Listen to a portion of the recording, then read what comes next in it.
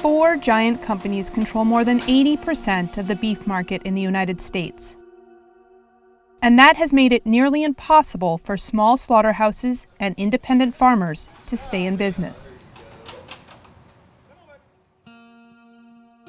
What COVID-19 has done has highlighted that there needs to be more capacity with local processors.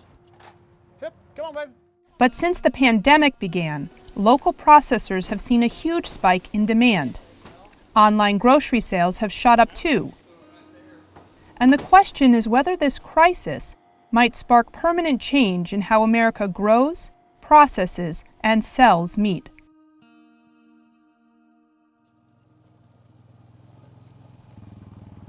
This is Cody Hopkins. He's a first-generation farmer. And this is Andy Shaw. He's a butcher by trade. For the last several years, here in rural Arkansas, they've been trying to gain a foothold in the American meat supply chain with a unique business model. It's part 1950s butcher shop, a local butcher slaughtering cattle for a local rancher, and part modern online grocery shopping. Still, it's a huge challenge. Small and very small beef slaughter facilities are being out-competed by the large companies. And the large section of the industry has the very deep pockets. They can out-lobby the small side. That's sort of reality. But COVID has shined a light on the downside of that reality. When COVID-19 made more than 10,000 workers sick, killed more than 60, led to shutdowns and shortages at grocery stores, the pandemic exposed how fragile our meat supply is. In early May, the United States Justice Department launched an antitrust investigation into the 4 biggest companies: Tyson Foods, JBS, Cargill, and National Beef. And during the same time, Cody Hopkins and his wife Andrea have been hustling to keep up with orders. They founded a cooperative of more than 24 small farms in 2014 called the Grassroots Co-op. Farmers in the co-op get their animals slaughtered by Andy Shaw at Cypress Valley Meat Company and then sell to consumers online. This is actually from Falling Sky Farm, Andrea and Cody's farm there in Leslie, Arkansas. It's almost like shopping at the farmer's market, but you can do it online and get shipped straight to your front door. A lot of small farmers who sold direct to consumers are seeing a whole new wave of customers that they've never had before. Cody and Andrea raise grass-fed beef, forested pigs, and pastured turkeys. They created the Grassroots business model because the big slaughter companies process so many animals, they're able to lower prices in their favor, making it very hard on independent farmers. For the small-scale farmer or someone who's wanting to get into farming, you don't have any control over what you get paid for the product. We've really lost most of the mid-scale players, and so we're left with a system that is, kind of the tiny artisan producers and processors with premium quality and expensive meat, and the inexpensive, cheap, mass-produced meat. In addition to controlling the market by their sheer size, these big slaughter companies have also been accused of price fixing and collusion in several civil lawsuits. And in May, President Trump called on the Justice Department to investigate them for antitrust violations. The companies declined to comment for this story, but this is not the first time a U.S. president has challenged America's most powerful beef companies. In the aftermath of World War I, 5 companies controlled the American meat supply chain. Sound familiar? They controlled feedlots, rail cars and rail yards, stockyards and slaughterhouses, refrigeration plants, and distribution centers. Also like today, there were concerns about price fixing, so President Woodrow Wilson ordered an antitrust investigation, and the result was this. The 1920 Packers Consent Decree broke up the company's grip on the supply chain and made room for independent ranchers and rural slaughterhouses to flourish for the next 50 years. But it wouldn't stay that way.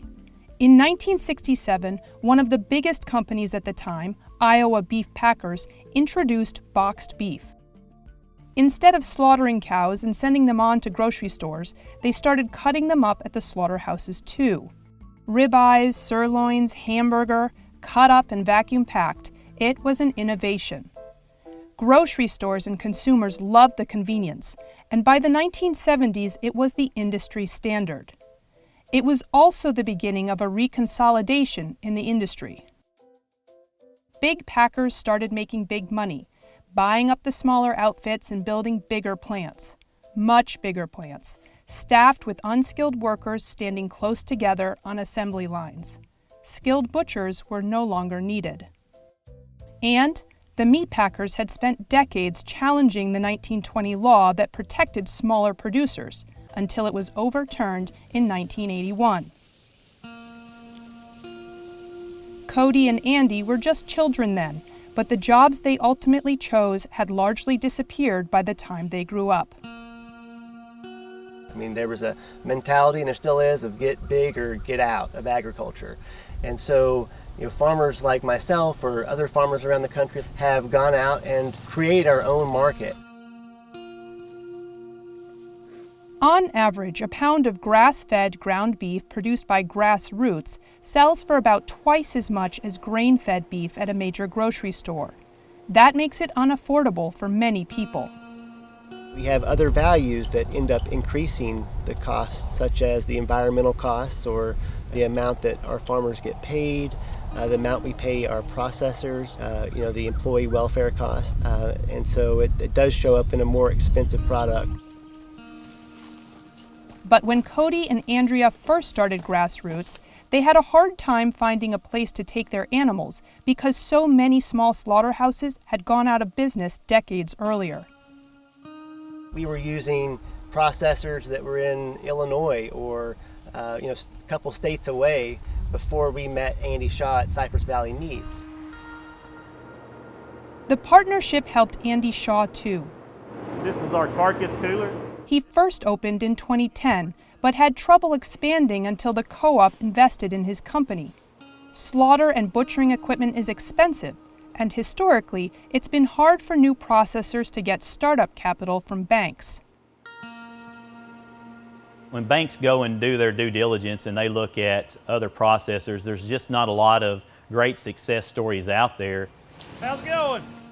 Sometimes that conventional lending is difficult and you have to seek out a private investor to help with that expansion. Come on, baby. Grassroots Co-op's investment helped Andy purchase equipment and open 2 new locations.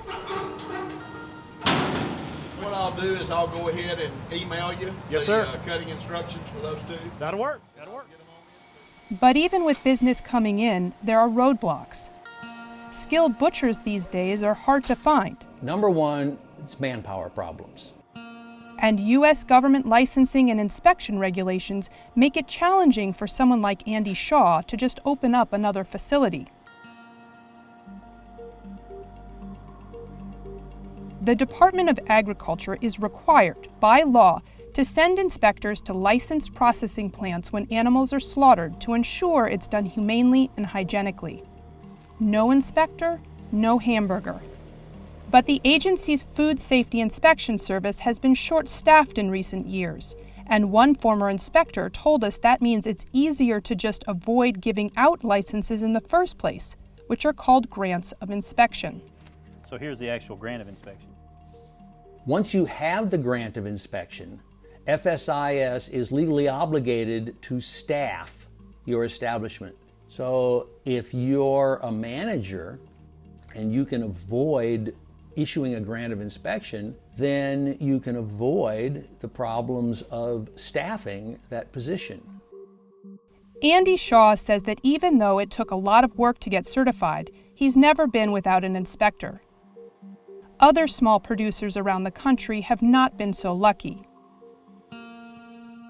As coronavirus spread across the United States in the spring, and the large processing plants were short-staffed, beef prices at grocery stores soared, while ranchers were getting less and less for their cows. 11 state attorney generals didn't think it was just because of slowdowns at the big plants. So they asked President Trump to start the antitrust investigation that is now underway. Even if after investigation, they wrote, there is no appropriate enforcement action that can be pursued, we would suggest that regulatory strategies be explored to promote competition, address market manipulation, and protect consumers. That means keeping cattle and beef prices fair and steady, making it easier for small slaughter companies to open up shop, and keeping the big ones from buying them out. I would never advocate for the government to forcibly shut down large packing plants. I mean, there's obviously a need for it, and I'm not interested in creating food scarcity or panic in our food supply. However, I do think that our government should enforce existing antitrust laws that are on the books and also investigate some of the collusion and price fixing that seems to be apparent in the industry. Meanwhile, sales from the Grassroots Farmers Cooperative have more than doubled since the start of the coronavirus pandemic. The question is whether they'll stay that way, whether this crisis will change how Americans get their meat and give independent ranchers and slaughterhouses a new stake in the industry. As long as the American consumer continues to demand cheap meat, readily available year-round, we're going to have a need for those large facilities. But it's quite possible that the American consumer could change their tastes, just as they've moved from wanting to buy gigantic cars, they're increasingly moving to smaller cars and electric cars, and I think the same could be said for our meat consumption. But still, on principle, Cody is wary of his business growing too big. I don't know. I'm not sure what I would do if Jeff Bezos called me. I don't know. It's a slippery slope. We feel pretty strong about keeping that direct connection with our customers.